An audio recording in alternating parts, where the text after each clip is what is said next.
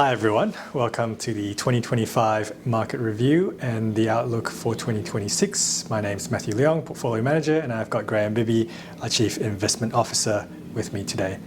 So Graeme, bonds have had a pretty good year, mid-single digits. What's the driver of that for the year?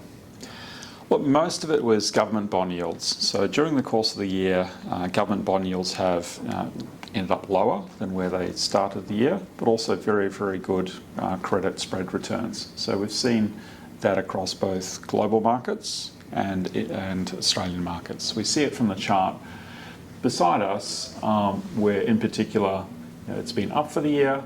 The blue line is the global bond markets, and the white line is the Australian markets. And we see that towards the end there's been a bit of a sell-off, but still up for the year. And that was driven by government bond yields up more and prices down in the last couple of months.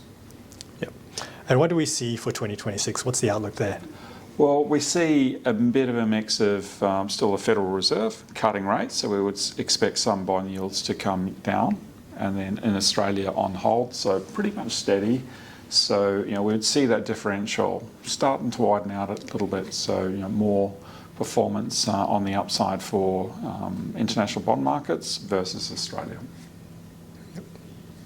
And for equities, Matt, what are we seeing in equities? What have we seen last year? And how is that looking to play out? Yeah, so it's been another strong year for global stocks. Australian stocks have done well as well. Global stocks are up about double digits, and Australian stocks are high single digits. That's really been driven by strong earnings growth.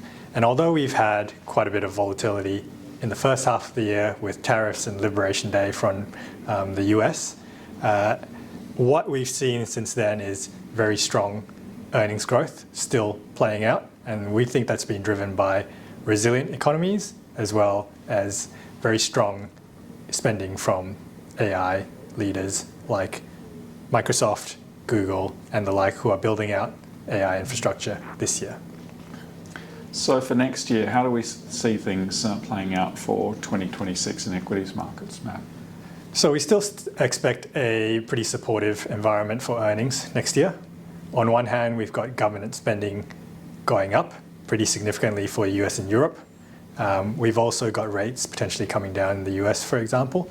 So we see a very supportive policy environment, and we think that earnings will continue to grow pretty solidly. So we're fairly positive, especially for global stocks into next year.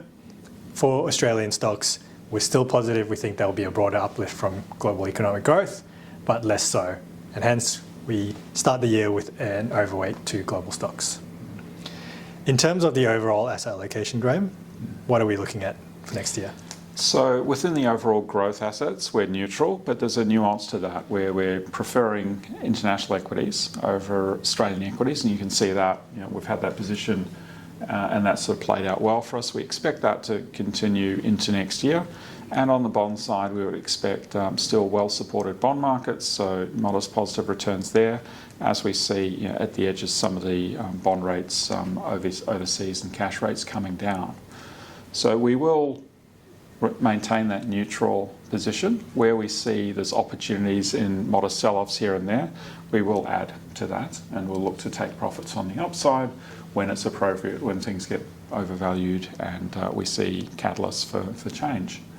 So that's our view for allocations for next year. Yeah, thanks a lot for that, Graeme. Very insightful. And thank you everyone for watching. We hope to see you next year and wish you the best on your holidays. Thank you. Thank you.